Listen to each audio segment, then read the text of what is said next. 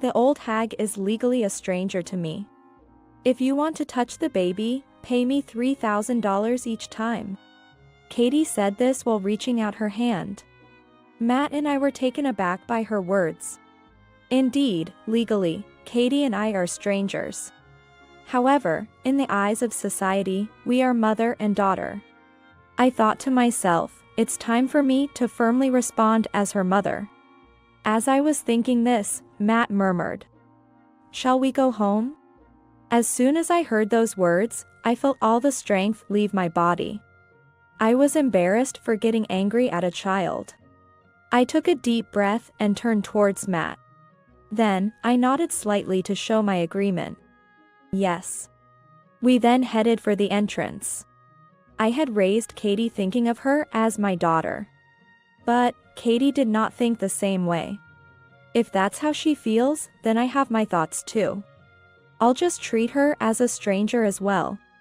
She's an adult now, so it's okay to let her go, right? This will allow us both to live more comfortably. But as your mother, I have one last thing to teach you. That is regret and reflection. Make sure to reflect and regret it. This is my parting gift to you as a mother. With that thought, we left Katie's house. My name is Jessica Morgan.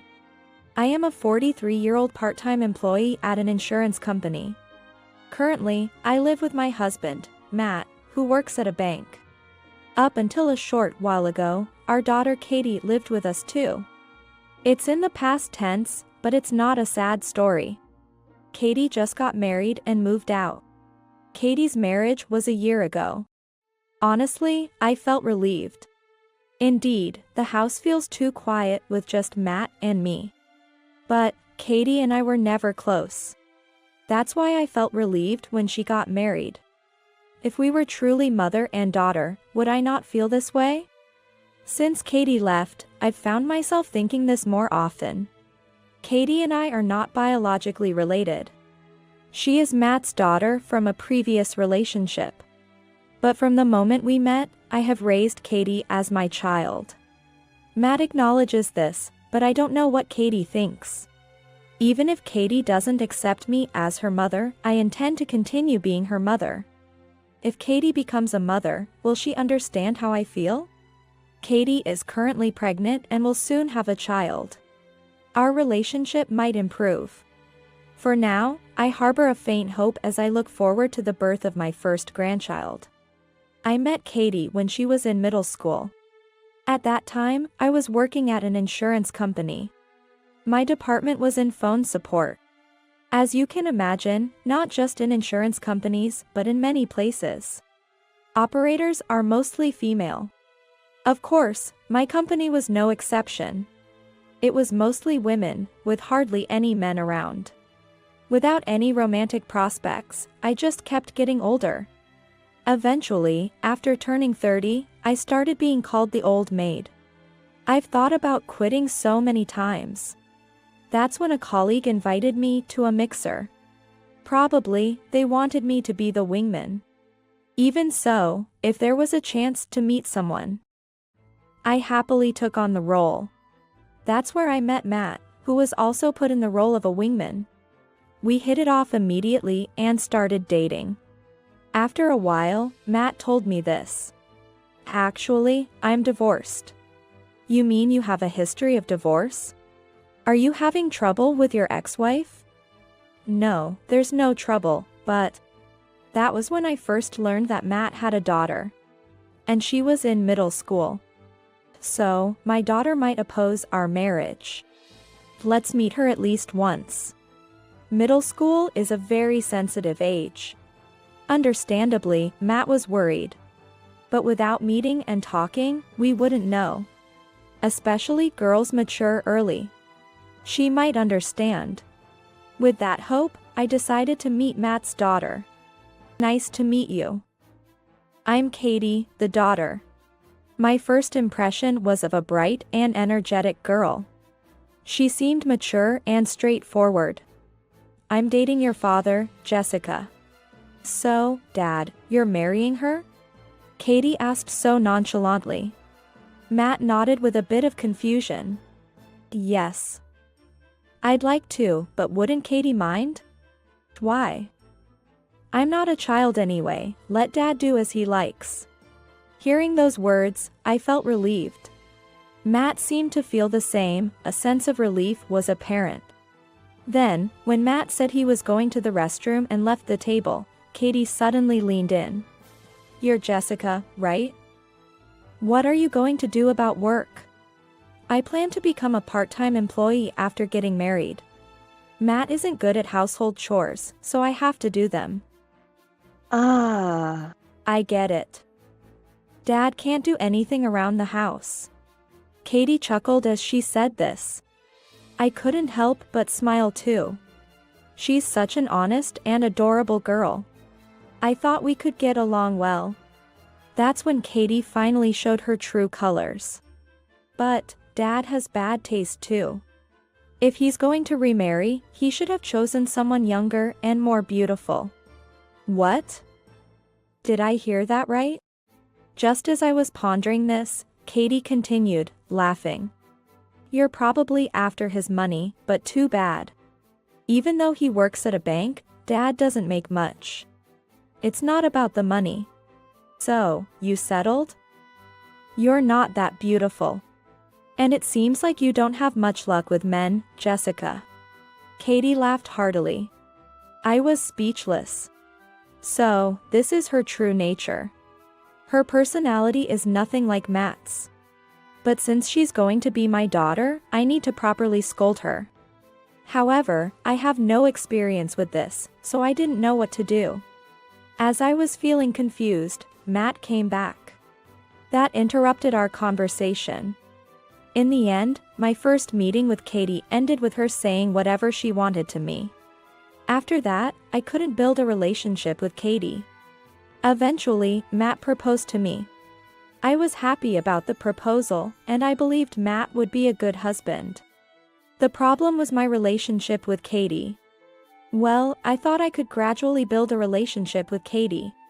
If I stand firm as a mother, everything will be fine. With that thought, I accepted Matt's proposal. Also, my job changed from a full-time employee to a part-time employee. My role also changed from an operator to an insurance agent. Thus, Matt and I got married, but it turned out to be more difficult than I had imagined. Katie, who was in middle school, was right in her rebellious phase. She wouldn't listen to what I or even Matt said. Moreover, Katie's inherent personality wasn't great. She would talk back while sweetly asking for pocket money. You can't waste money. Huh? You live off Dad's money and have the nerve to lecture me? It's not a lecture, but... Shut up. You're not my mother, so you have no right to complain about what I do. I was silenced by Katie's words. Indeed, I'm not her mother. But I was trying to act like one. That's why I scolded her as if she were my child. However, it seems that I still need to get through to Katie. As I sighed, Katie got irritated. Whatever. I'll just get it from Dad. Katie slammed the door and left. Watching her, all I could do was sigh. Raising a child is this difficult. I can only be grateful to my mother now.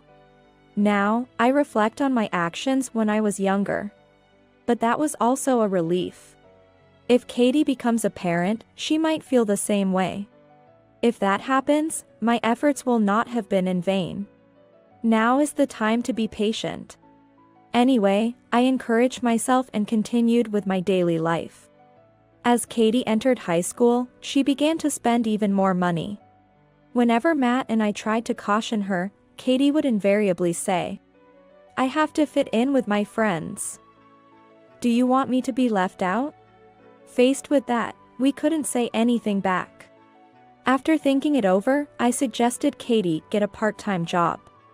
If you want an allowance, you should earn it yourself. Huh? If I get a job, I won't have any time to play. Then, you need to stop wasting money. I give you a minimal allowance every month, don't I? Katie bristled at my words. A woman who's just leeching off someone else's family. has no right to act all high and mighty. I should have opposed the marriage. Katie stomped her feet and left. Then, she locked herself in her room. For the time being, I thought it best to leave her alone. Initially, that's what I thought, but Katie showed no signs of coming out. Worried, I tried speaking to her after a little while. However, Katie didn't respond.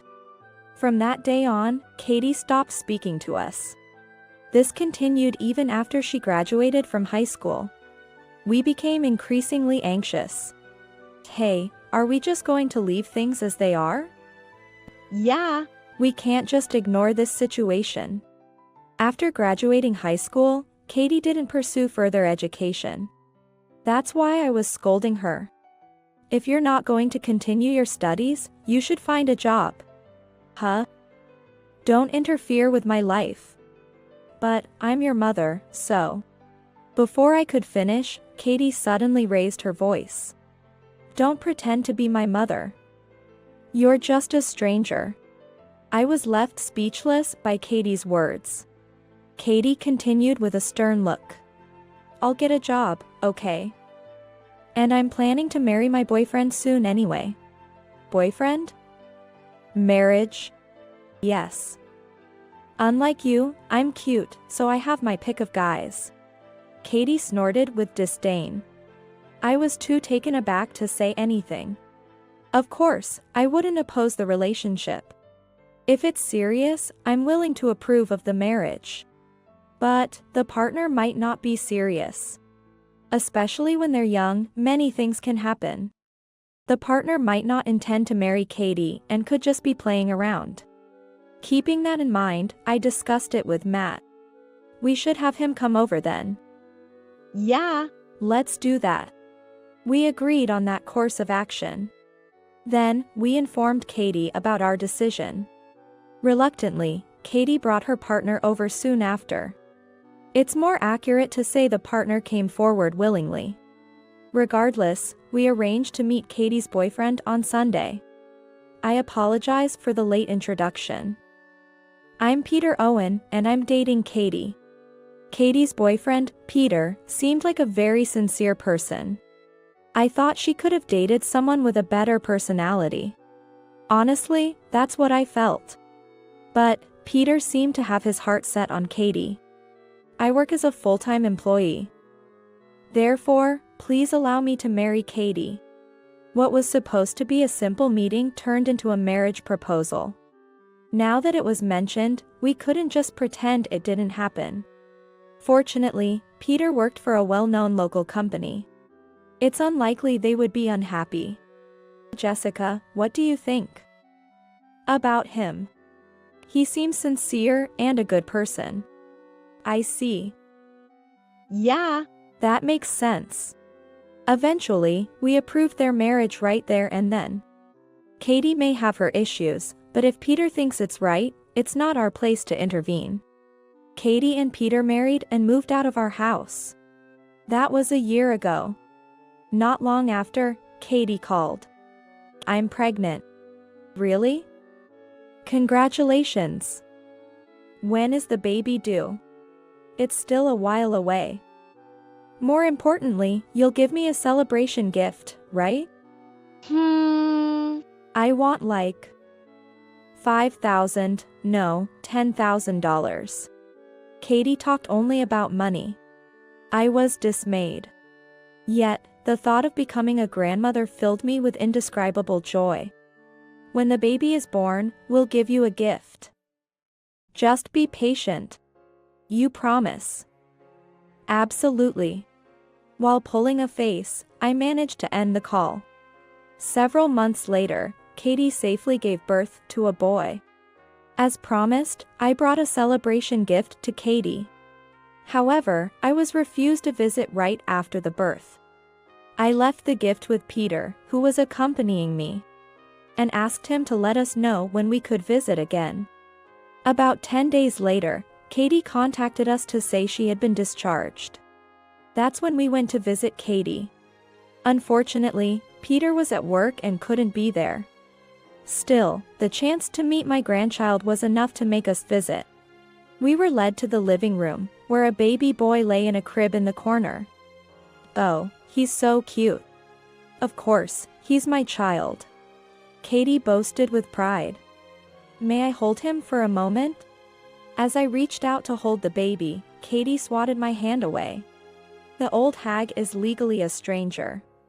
If you want to touch the baby, pay me $3,000 each time. Katie said this while reaching out her hand. Matt and I were taken aback. Indeed, legally, Katie and I are strangers. However, in the eyes of society, we are mother and daughter. I thought to myself, it's time for me to firmly respond as her mother. As I was thinking this, Matt murmured, "Shall we go home?" As soon as I heard those words, I felt all the strength leave my body. I was embarrassed for getting angry at a child. I took a deep breath and turned towards Matt. Then, I nodded slightly to show my agreement. Yes. We then headed for the entrance. I had raised Katie thinking of her as my daughter. But, Katie did not think the same way. If that's how she feels, then I have my thoughts too. I'll just treat her as a stranger as well. She's an adult now, so it's okay to let her go, right? This will allow us both to live more comfortably. But as your mother, I have one last thing to teach you. That is regret and reflection. Make sure to reflect and regret it. This is my parting gift to you as a mother. With that thought, we left Katie's house. While driving home in Matt's car, I decided to open up to him about my feelings. You know, about Katie. I had been indulging Katie as my daughter until now. But, given she's treated us like strangers, I plan to be strict from now on. I intend to treat Katie as a stranger too. I shared this with Matt. He nodded gravely. It must be my fault for how I raised her. I think I was too lenient as well. So, let's be strict starting today. Right. With her attitude like that, being strict is the only way she'll learn. Thus, we reached a consensus. And we decided to be strict with Katie. First, we started by not contacting Katie. Next, we ignored any attempts she made to contact us. Soon, an irritated Katie showed up at our house. Hey. I know you're there. Open up. Katie was yelling at the front door. Fortunately, she didn't bring the child. So, Matt and I decided to ignore her. If it's just Katie, whatever she does shouldn't matter. Eventually, Katie raised her voice at the intercom. Hurry up and give me money. I'm in trouble here without any money. I was startled for a moment. It would be terrible if something had happened to the child. I was about to stand up. However, Matt stopped me. That's a lie. She just needs money for herself. How can you be so sure? Matt explained the situation he had learned a few days ago. He had met Peter at the bank where he works. Peter was there for work and shared some troubles. Katie's spending was out of control, and she wanted new clothes for an upcoming reunion. But, with a newborn, life was hard. Peter had asked Katie to be patient this time. However, Katie stormed out after getting angry. Peter thought she had given up. But actually, she just went to Peter's parents' house. There, she tried to ask her in-laws for money. She did that? Well, it seems Peter's parents refused, so she must have come here as a last resort. Matt spoke with a look of disbelief. I was lost in thought. Whether his story was true or not, I couldn't be sure. Just then, Katie's voice came through. I need money for new clothes. I'll charge $2,000 for one baby cuddle. At that moment, I felt embarrassed for even considering her plea moments before. There was no other choice but to be thorough. I decided to take action and picked up the intercom. Enough. You're causing a disturbance in the neighborhood. Then, let's make it $1,000. No, $500. It's not about the money. Go home. After hanging up the intercom, Katie's loud voice could be heard from outside. Fine. Remember this. After that, Katie's voice was no longer heard. It seemed she had finally given up. I felt relieved. Since then, there has been no contact from Katie. Perhaps she learned her lesson. That's what I thought. Then, one day, while working as an insurance agent at a company, something happened. The meeting had just ended smoothly, and I was exchanging farewells with the person in charge. Suddenly, I heard someone call me from behind. Turning around, I saw Peter. Oh, Peter. Are you here for work? Mother. Are you okay? Working like this? What? What do you mean? I heard you were hospitalized. The story was unclear. I decided to move to a different spot to listen to Peter's story. Peter's story went like this. A few days ago, when he got home, Katie told him that her mother was hospitalized, and she needed to stay at the hospital for a while. She wouldn't be able to return home and asked if their child could stay with his parents. Hearing this, Peter was greatly alarmed. He then asked his parents to take care of the child and gave Katie some money, urging her to return to her parents' home immediately. That story of Katie's, could it be a lie? It seems so. If that's the case, where was Katie now and what was she doing after leaving their child with his parents? I had a rough idea but didn't voice it. Instead, I suggested it to Peter. Maybe you should investigate Katie's behavior. Yes, but I want to hear her reasons first. Peter was too lenient. But that was how we had been until recently. So, I decided to push him a bit further. Given the lie, your marriage is already in jeopardy. For your sake, it might be time to consider divorce. You might be right. Satisfied internally, I felt a sense of triumph. Katie had dug her own grave without needing any retribution from us. Feeling a sense of vindication, I decided this would be the starting point for my payback. After parting ways with Peter, I returned to my work. I rushed to finish up and head home. Upon arriving home, Matt soon returned as well. I immediately shared Katie's situation with him. That's what seems to have happened. What? So, Katie lied and went out? It appears so. Why would she do that? Could it be an affair? Matt asked nervously. I nodded slightly. Probably. I think so. What is she thinking? Matt sighed deeply, understanding the situation. Lying about an affair is a common occurrence. However, Katie had only been married for a year, and their child had just been born. It should have been the happiest time in their marriage.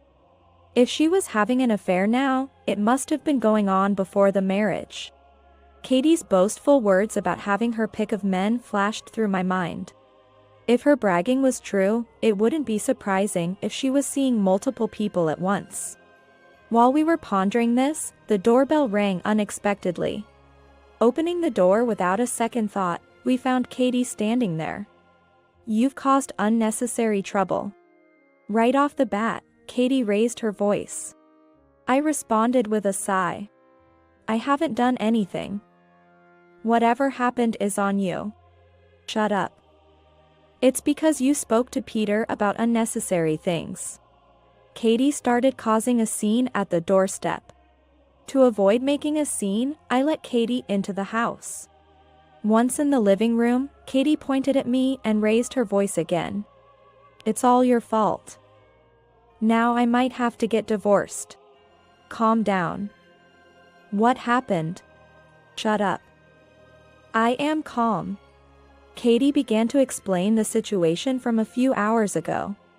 Upon her rare return home, Peter had asked her if the story about her mother being hospitalized was a lie. Katie was taken aback, having never imagined such a question. She started making excuses, but nothing added up. Eventually, Katie confessed to going on a trip. The trip itself wouldn't have been a big deal, but the problem was who she went with. Pressed on this issue, Katie dodged the question. But Peter checked her phone's photos, finding evidence. In the photos, Peter recognized a male colleague, smiling alongside Katie. Caught red-handed, Katie couldn't deny she had lied about the trip to be with another man. As a result, Peter mentioned divorce, leading Katie to confront me. "You brought this upon yourself." "Shut up. It's your fault. If you hadn't been there, he wouldn't have found out. Blaming others has its limits." I looked away and sighed. "I'll sue you for damages." "That's impossible. I haven't done anything." "Be prepared. It's going to court." After making her declaration, Katie left the house. Matt and I were left with nothing but sighs. "I'm sorry." "It's okay." Once she realizes it's hopeless, Katie will probably give up. No one would take such a story seriously. But Katie was not the kind of woman to give up easily. Especially when it came to money, her obsession was unparalleled. As proof, Katie had started obsessing over me a few days ago. She bombarded my smartphone with emails like a demon and called me multiple times. When I blocked her calls and ignored everything, Katie started showing up at my workplace. "Bring that woman out." She caused a scene at the reception every day. The company and I were at our wits' end. I couldn't allow her to trouble the company any further. Considering Matt's income was sufficient for us to live on, I decided to resign from my job. Yet, Katie continued her obsession with me. Fed up, I arranged for Katie to be summoned to the law firm we had contracted. With a lawyer present, I confronted Katie. "Katie, I'm going to sue you for damages." "What? What are you talking about?" "I haven't done anything. You've sent countless emails and caused a scene at my company, forcing me to resign." Katie began to argue back, her lips pursed. "So? I haven't done anything wrong. Say whatever you like." "I'm still going to sue." "Suing your daughter? Is that what a parent does?" Katie stood up, agitated. In contrast, I responded calmly. "You said this to me, remember? Legally, we're strangers." "That's what you said. So you're suing me over that?" "Fine. Do whatever you want." "I will. I'll make sure you get divorced." "Living alone at your age will be tough, won't it?" "Aha." Laughing mockingly, Katie stormed out of the law office. She clearly didn't understand the situation yet. "Katie, you no longer have anyone on your side."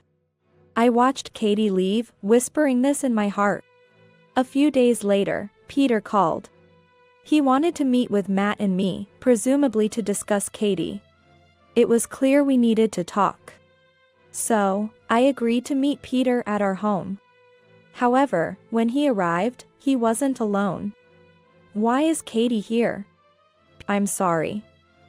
I brought her." Perhaps their divorce had been finalized. Thinking this, I let them into the house.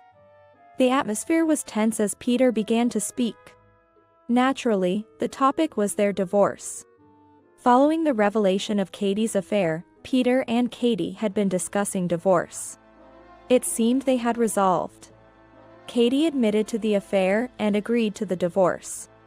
Peter was going to claim damages, and Katie had consented to this arrangement. What about the affair partner?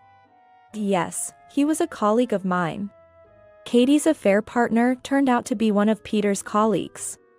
Their meeting had occurred at their wedding.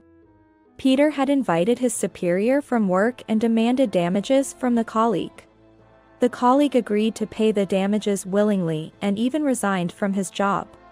I was speechless at the sheer audacity. Glancing at Katie, she quickly averted her gaze. "Well, divorce is inevitable, isn't it? There's the matter of the divorce, but also something about you suing Katie." Ah. That. It doesn't concern you, Peter. Smiling, I watched as Peter looked puzzled and glanced at Katie. Isn't there a discrepancy in the story? No. It's not different. But you said I also had a responsibility, right? The story wasn't adding up. I asked Peter for details, leading to an unexpected revelation. Peter's story went as follows.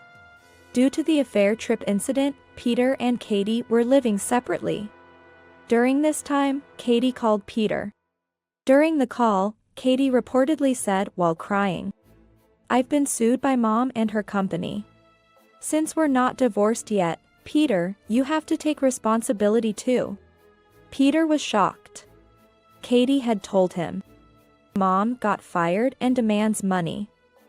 The company wants compensation for her mistake. What a cheap fabrication. I listened to the rest of Peter's story with a grimace. Katie told me this, but is it different from what actually happened? I shook my head in disagreement. It's completely different. The real issue is, Katie caused a disturbance at my company, leading to a lawsuit for business obstruction. I had to resign and then sued for damages. Peter's expression darkened as he heard this. Uncharacteristically, he raised his voice at Katie. What is this? It's all because of your selfish actions. That's not it. It's not like that. Katie started her usual excuses. It was all a false accusation. While it's true that I resigned from my company, I didn't do anything to cause trouble. Katie laid out such claims. Then, she sought help from Matt. Dad, you believe me, right? You're on my side, aren't you? No, I can't take your side, Katie. What? Unlike her, you and I are blood related. Katie leaned forward. On the other hand, Matt turned away and answered. About that, I've been thinking of ending our parent-child relationship. What are you talking about? A parent and child are always related. That's for biological parents and children. You're my adopted daughter, and if we annul the adoption, that's the end of it. Katie was speechless at Matt's words. In fact, Katie was not Matt's biological child. Matt's first wife had a newborn girl when they married. That was Katie. Of course, Matt wasn't the father. It was another man. Still, wanting to be Katie's father, Matt married his first wife. However, the marriage eventually failed. As a result, Matt took Katie in, replacing her struggling biological mother. Katie's grown up now. It might be time to dissolve the adoption, don't you think? Wait. What about the lawsuit then? Will I have to face it alone? You're responsible for both the company's disruption and taking Jessica's job. You're an adult, take responsibility. Upon hearing this, Katie burst into tears, crying like a child. It's impossible. I can't pay money or handle a lawsuit with a child. Crying won't help. Everyone here is legally a stranger to you. Katie continued to sob uncontrollably. My words no longer seemed to reach her. Afterward, Peter and Katie divorced. Moreover, Matt pressed Katie for an annulment. Naturally, Katie refused at first as a last stand. As a result, Matt filed for annulment mediation. If Katie continued to refuse, it would lead to an annulment lawsuit. Either way, Katie wouldn't benefit. Moreover, Katie was being sued by both me and the company. There was virtually no escape. Ultimately, Katie lost all the lawsuits and was burdened with debt. She had to pay damages to the company and compensation to me. Not to mention the divorce settlement with Peter. Unable to see any other way out, Katie chose to work at a lucrative night job. Peter gained custody of their child. Katie, unable to see her child, worked tirelessly. On the other hand, once everything was settled, I finally got to hold my first grandchild. This was all thanks to Peter's consideration. Matt and I couldn't be more grateful to him. Incidentally, Peter had a DNA test done on the child after the divorce. Needless to say, the child was his. Hearing this relieved me. Given Katie's history, there was a chance the child could have belonged to someone else. That was my biggest fear. Grow up to be a good person. How the child turns out depends on the parenting. In that sense, I have much to reflect on. I'm willing to forgive Katie if she apologizes.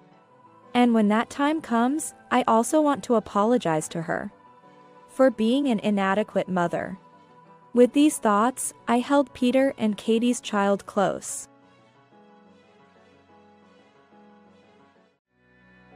The baby is saying that this man is not nice. The words of a mere 6-year-old child gave me courage. Kevin's arrogant facial expression changed color rapidly. Meanwhile, having just given birth, I felt a surge of strength within me. I won't forgive this awful man anymore. My name is Brenda. I'm 32 years old. I'm a nurse, but I've been on leave since getting pregnant. Congratulations, you're now 7 weeks pregnant. It was the good news we had been waiting for, 3 years into our marriage and wanting a child. My husband Kevin was overjoyed to hear about my pregnancy, jumping with happiness. Nursing is a physically demanding job with patient care and night shifts. Yet I managed my daily work looking forward to meeting our baby. But at 4 months pregnant, I fell into severe anemia and had to take leave. Kevin agreed to the idea, thinking of my health. It's fine to return to work once child rearing settles down. But things didn't go as planned. We're in the red again this month. I stared at the household accounts and piles of receipts. This wasn't how it was supposed to be. Such thoughts raced through my mind. Unexpectedly, Kevin had changed jobs without telling me, halving his salary. Initially, we managed on his $3,000 salary. Why would he change jobs without telling me, his wife, especially when I couldn't receive maternity benefits yet? I had no idea the salary would be based on incentives. What can I do? I wanted to scream at him. Despite our halved income, Kevin seemed carefree. Well, we'll manage somehow. My mother only used $200 for my family's monthly food expenses. What era is he living in? With the rising consumption taxes and prices, how can we possibly manage? Being pregnant, I can't just cut down on food expenses. We might have to cut back on my husband's beer and cigarettes, but he'd protest, saying, Are you a demon or something for taking away the only joy of a working man? When I encourage him to earn more, he responds indifferently. What am I supposed to do? You have savings from before we were married, right? And you inherited your parents' estate. Use that to manage our household expenses, okay? I lost my father and mother to illness in my 20s. Indeed, I inherited some money, but it wasn't much. And with a child on the way, I didn't want to dip into my savings so easily. Financial worries led to frequent clashes with my husband.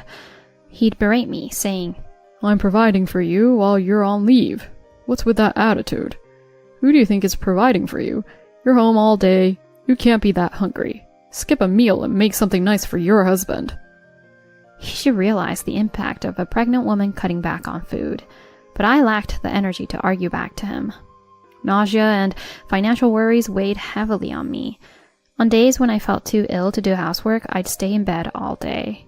Then my husband would boast, I'm more of a father for supporting you while you laze around at home.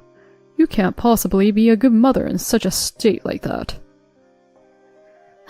Maybe I should have kept working. Day by day, my dissatisfaction with my husband grew, along with a vague anxiety for the future. My heart gradually felt like it's going to break any day now. And one day, Brenda, how are you feeling? Are you okay? My sister Leah, worried about my health, came to visit with her child. Thank you, sis. I'm feeling okay today. Really? I had a tough time with morning sickness too. But hang in there. It'll be over in a month or 2. Yeah, thank you. Then, from behind Leah, a little girl peeked out. Auntie Brenda, I'm cheering for you too. Good luck. Thank you, Emma. Emma is my sister's daughter, a very cute and smart girl who is 6 years old this year. Really, she's become so articulate, it's troubling. A hint of happiness leaked through my sister's complaint. Despite the hardships of parenting, she seemed happy to see Emma's growth. What's wrong? You seem down. Are you okay? Being asked by my sister made me snap back to reality. Oh no, it's nothing. I wanted to confide in her about my marital troubles, but I managed to swallow those words. Then I noticed a pair of concerned eyes looking at me. Emma gently placed her hand on my stomach. Auntie Brenda's baby is a girl. She's cute. She also frowned slightly and said, Auntie, you're troubled, aren't you? The baby is worried. What? You can tell. Yeah, because the baby told me. She's always had a mysterious power. I remember when Emma was about 3 years old. This was when my mother, Emma's grandmother, was still healthy. One day, as my mother was about to go shopping at the usual supermarket, she received a call from my sister. When my mother casually answered, she heard my sister in a troubled voice and Emma screaming, Grandma, you must not go shopping. Don't go, okay? My mother was so taken aback by her earnestness that she canceled her shopping trip. Then, a few minutes later, news came that a car had crashed into the entrance of the supermarket. If my mother had gone, she would have been involved in the accident at that time. When we asked Emma about it later, she said, In a dream, God told me to save Grandma. It's hard to believe, but it seems Emma really does have such mysterious powers. Brenda, are you really okay? If you're worried about something, you can tell me. Sorry, I'm just feeling a bit unwell. I couldn't bring myself to tell her the truth, and she left for the day. That night... Did you let someone in today? As soon as he came home, my husband looked around the house suspiciously. Yes, my sister came over. Don't let strangers into my house. It's creepy. This is why women are so selfish. I'm providing for you to live here, so you better listen to me. My husband wasn't like this before, nor was he the type to raise his voice. It felt as though someone else had taken over him since I got pregnant and took leave.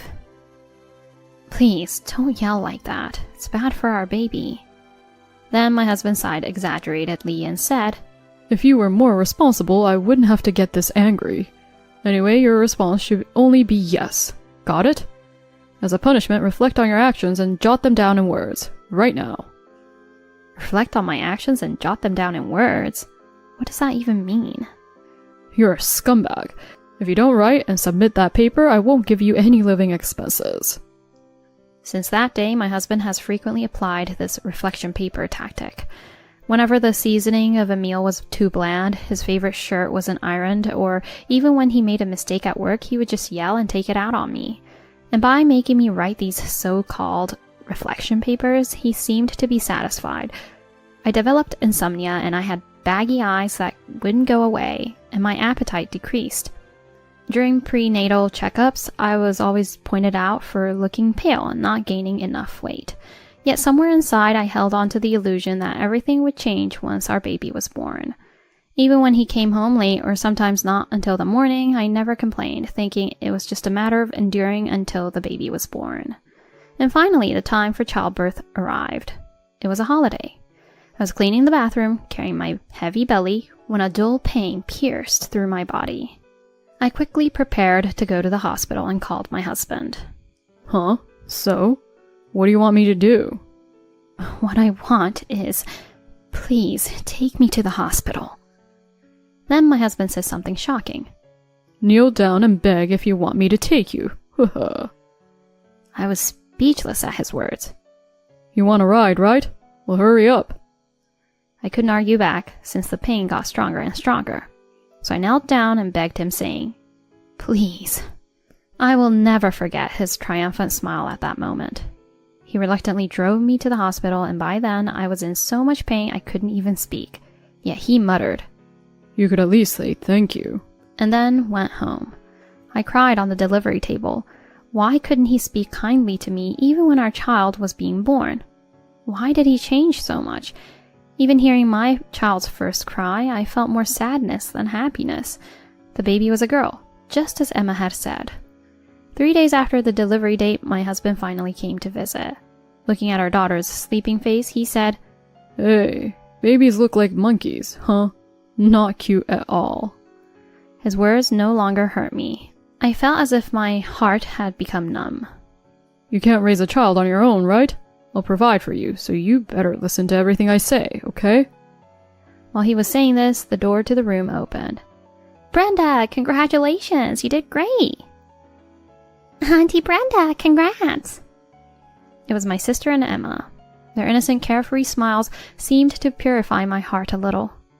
My husband quickly put on a nice face and said with a forced smile, Thank you very much. But as soon as they entered the room, Emma's expression suddenly changed. What's wrong, Emma? She stared intently at the baby's sleeping face. You know, Auntie Brenda, she knows everything. What do you mean? She's been watching. She says, this man is not good. Emma pointed at my husband as she said that. Her gaze was straight and serious. What are you talking about? Hey, Brenda, is this kid okay? Disregarding Emma, my husband spun his finger beside his head to indicate she was being crazy. But Emma continued, unfazed. The baby seems to have something she wants to say to this man. Huh? That's impossible, right? Hey, Brenda, this kid is a bit... You stay quiet. I glared at my husband, silencing him. The baby was on my side. It felt like suddenly I had gained strength. Hey, Emma, can you tell me? What is our baby saying? She says not to bully my favorite mommy. And, she says she doesn't like that man over there because he can't make her mommy happy, and that he's a worthless man. What does worthless mean? What? What are you talking about? Hit right on the nose with the accusation of being worthless, my husband's face turned bright red. It seemed like he was even trembling a bit. Worthless, well. Emma, does your daddy treat your mommy nicely? Yeah, he does. And does he buy you and your mommy things you want or take you places? Yeah, daddy does. Someone who does the opposite of that is what you call a worthless man. My words left my husband looking dumbfounded. Right? After being belittled and looked down upon by his wife for so long, to be explained what being worthless meant, isn't that embarrassing? Oh, so that's what worthless means. Uncle Kevin, you're totally worthless then. Emma chuckled beside my sister, who was giving my husband a stern look. Hey, Brenda, you... What's the matter? I just spoke the truth, didn't I? You... Who do you think you are? I've been providing for you, a jobless person, all this time. You know, being able to say you've supported someone means you can manage on your salary alone. Yet we ended up using my savings, and you say you've provided for me? How bold of you. I didn't back down a step. They say a woman becomes stronger after childbirth, and I really believe that's true. And after all, the husband I used to fear no longer scared me. I spilled everything he had done to me in front of my sister. Well, that's roughly it. Truly the worst husband ever. Then my sister confronted my husband. Hey, what have you done to my sister? You're unbelievable. I will never forgive you. I'll use all our resources to take you down, so be prepared.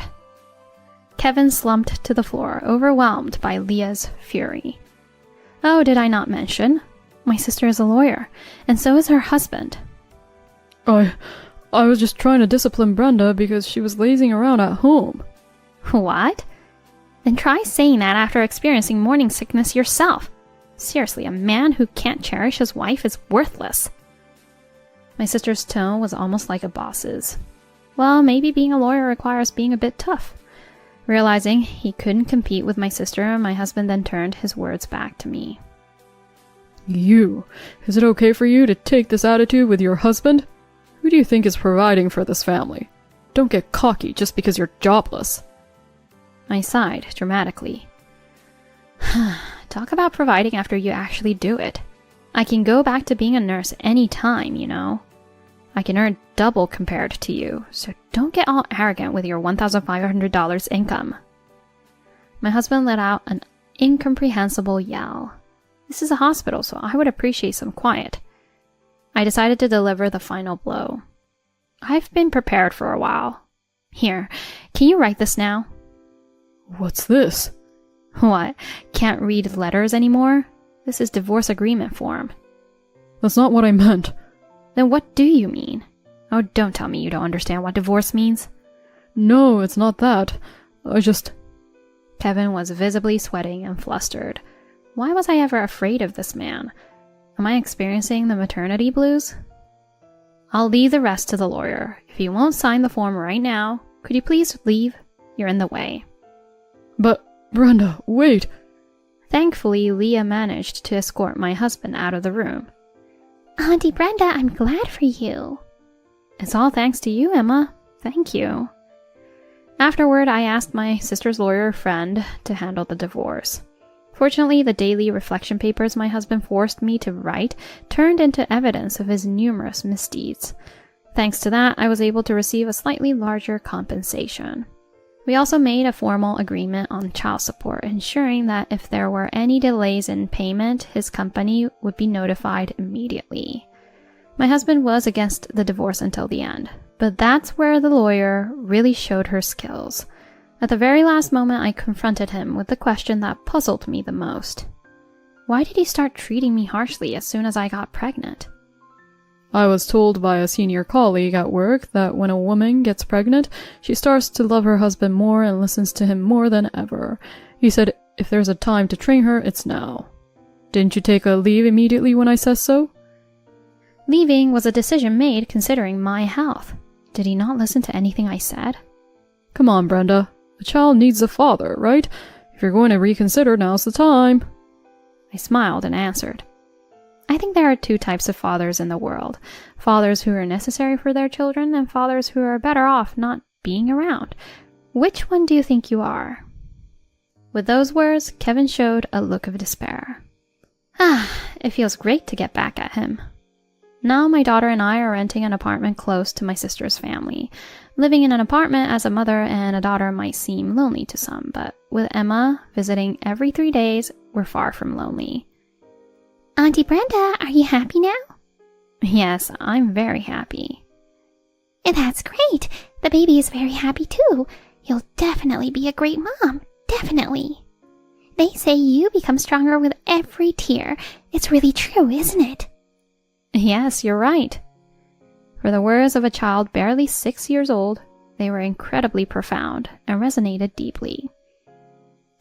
She smiled. Babies are so cute, aren't they? Really, they are. The occasional innocent smile from my daughter makes me forget about all the unpleasant things from the past. I'm determined to make her happy.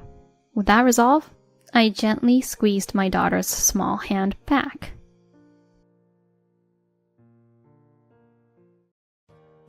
Your husband got my wife pregnant.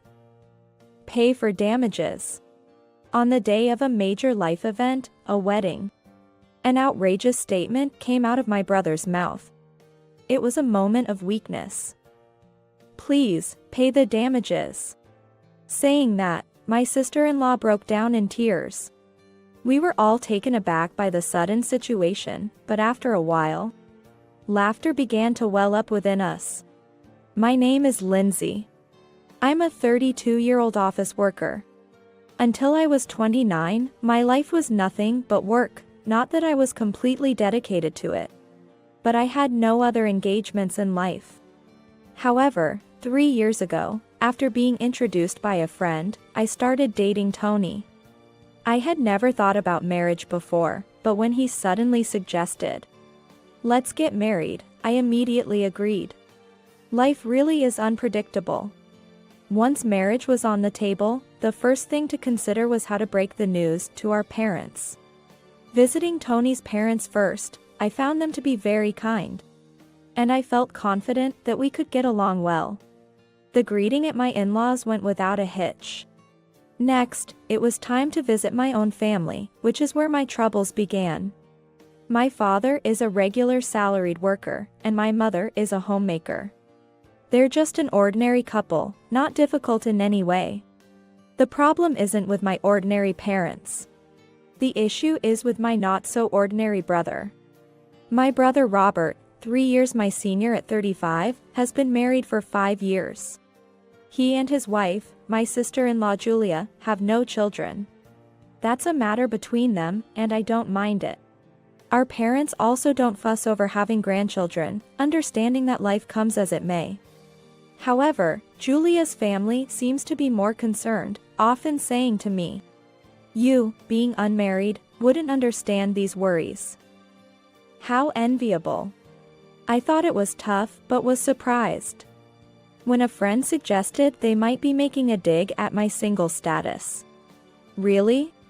Is that a dig? I laughed it off, insisting I wouldn't become a bitter person over such thoughts. My relationship with Julia was neither particularly close nor distant, just somewhere in between. But my relationship with my real brother was different. Or rather, he has always been a difficult character, needing to be superior to me. Since childhood, he has constantly put me down, saying things like, "You really can't study, a girl who can't get boys, not loved by our parents." In contrast, he would boast about his perfect scores, a bountiful Valentine's Day chocolate haul, and how our parents loved him more. But I knew the truth. The tests he showed off with good scores were actually easy ones taken during supplementary lessons or review tests with questions meant for younger students. I am very well aware that he never shows the real test results that matter for grades. They go straight to the trash can. His Valentine's chocolates were mostly cheap candies, gathered by pleading with his classmates for obligatory gifts, even if they're just 10-cent chocolates. As for parental affection, there was no such disparity. From my perspective, our parents treated us very equally. In a way, my brother seemed pitiable.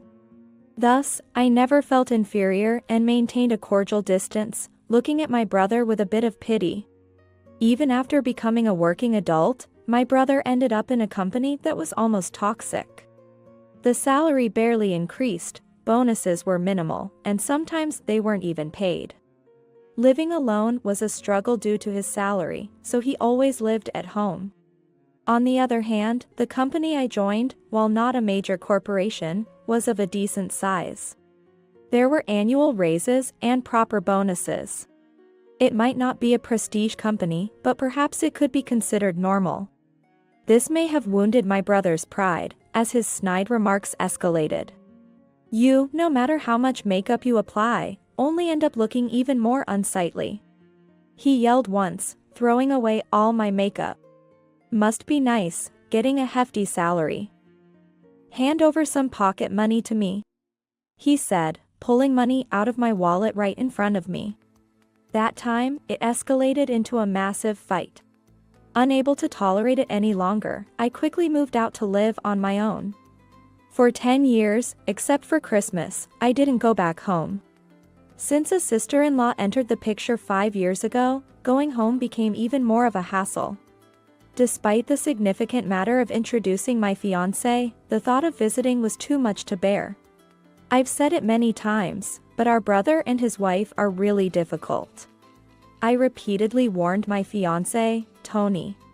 "It's fine. Your brother aside, your parents are reasonable, right? I'm just going to thank them for letting me meet Lindsay. It'll be all right," he said, ever the optimist, though I was filled with nothing but anxiety. Finally, we arrived at my family home. "Oh my, what a surprise to see you here," my mother greeted us warmly, with my father repeating, "Good to see you, good to see you." The stiff smiles on his faces were probably typical of a father seeing his daughter getting married in her 30s. Despite it being a happy occasion, it likely brought mixed feelings. After introducing my fiancé, Tony, we discussed the wedding and future plans, along with some light-hearted conversation, and time passed pleasantly. However, that moment eventually arrived.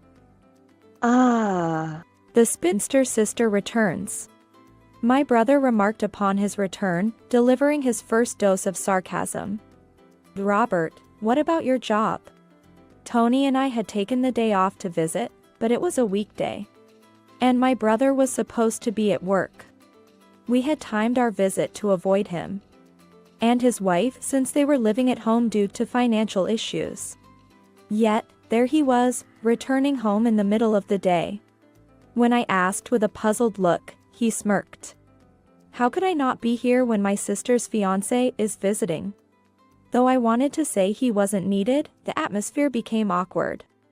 Sensing this, Tony cheerfully greeted him. Nice to meet you, Robert. So refreshing, almost too much so.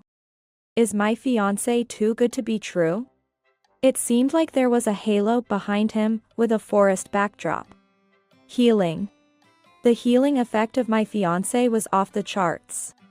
As I internally praised my fiancé, my brother's face seemed to twitch.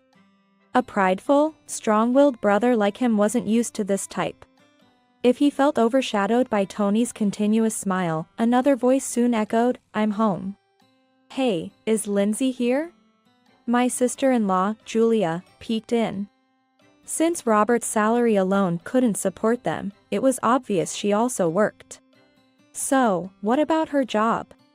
The sudden return of my brother and his wife left me and my parents taken aback. As Robert plopped down beside me. Why? And Julia, for some reason, sat next to Tony. Why? What's with that face? I asked my brother, who had a dark, unattractive smirk. In stark contrast to my refreshing fiancé. His reply was another barb. I'm just surprised someone would marry someone like you. Huh? Hey, you, what's your name? As he rudely refers to my fiancé. When Tony answers, Robert immediately says. So, Tony, if you want to call off the wedding, now's the time. Hey, Robert. It's obvious from her looks, but marrying her would be a mistake you'll regret forever. She's utterly incompetent and a lost cause. Hey. Despite my attempts to stop him, Robert continues. Better call off the wedding before you regret it.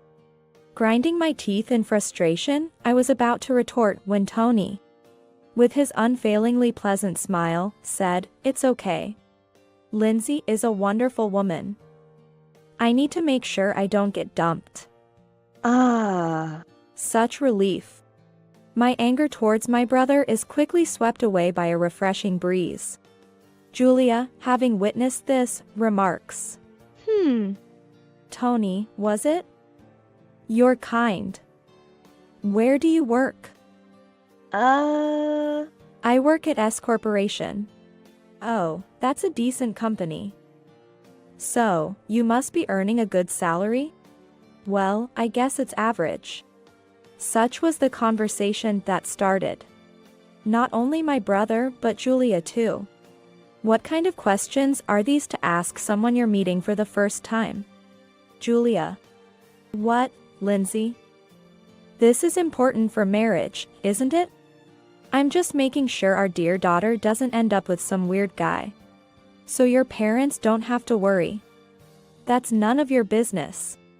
Such matters should have been settled by the time marriage was mentioned. Of course, I've already discussed what kind of man he is with my parents before introducing him. But I can't say such things in front of him, so I just grimace. Then, to my dismay, Julia leans on Tony, intertwining her arm with his. Julia. What? I'm just trying to get along with my brother-in-law, so stop nagging. No, that's going too far, right? Robert. I thought Robert would surely object to this, but to my surprise, he started drinking beer in the middle of the day. What are you doing? What do you mean? I'm toasting to my poor sister's unfortunate marriage. A toast for something unfortunate. It's totally chaos. My parents are at a loss, unable to handle the domineering couple. Robert is drunk, and Julia is making advances on Tony. Trying to push her away, Tony is caught in a struggle with Julia clinging to him. And me trying to separate them. What is this mess? I'm really sorry for my family. No, it's okay. It was more than I'd heard. You've had it tough, Lindsay. As we were leaving, Tony said this and kindly patted my head with a wry smile. Such a refreshing breeze. Despite the commotion during our family meeting, once it was over, there was no need to see my brother and his wife again, and things proceeded smoothly. And finally, on the day of the wedding. I'm so nervous. The one feeling tense in the bride's dressing room is me. Are you okay, Lindsay? Seeing my pale and serious face, my mother called Tony over. And now he's with me, holding my hand and offering encouragement. He really is more than I deserve. Just as I was about to gather my courage. Hey. Your brother has arrived. With a loud bang, the door flew open, marking the arrival of a storm. I had a bad feeling this would get noisy. But my brother's entrance surpassed my expectations, leaving me dizzy. Robert. Show some respect for the time and place. Despite her attempts to calm him, Robert retorted aggressively. Shut it, Mom. I've got something to say to that guy. Who could he be pointing at but Tony, my husband-to-be today? Me? Tony looked perplexed. Turning to me, Robert exclaimed. Your husband-to-be got my wife pregnant. What? I couldn't help but scream at this sudden revelation. It's confirmed by the gynecologist. The pregnancy timeline doesn't match with when I could have been the father. It means my wife, Julia, cheated. Cheating aside, why would it be Tony? Julia told me. What?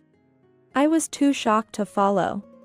I looked back and forth between my husband-to-be and my sister-in-law. No, I have no idea what she's talking about. Tony denied it immediately, but just then, Julia, who had been shrinking behind Robert, collapsed to the floor in tears. I'm sorry, Tony. I let slip about us. What? Tony was stunned. I'm sorry, Robert. It was just a moment of weakness. Now she was apologizing to Robert, her breakdown ensuing. You've really done it now. Pay up for the damages. With that, Robert lunged at Tony, only to be held back by our father and other relatives. The room echoed with Robert's heavy breathing and Julia's sobbing. Dumbfounded, Tony and I exchanged looks. Then, after a moment,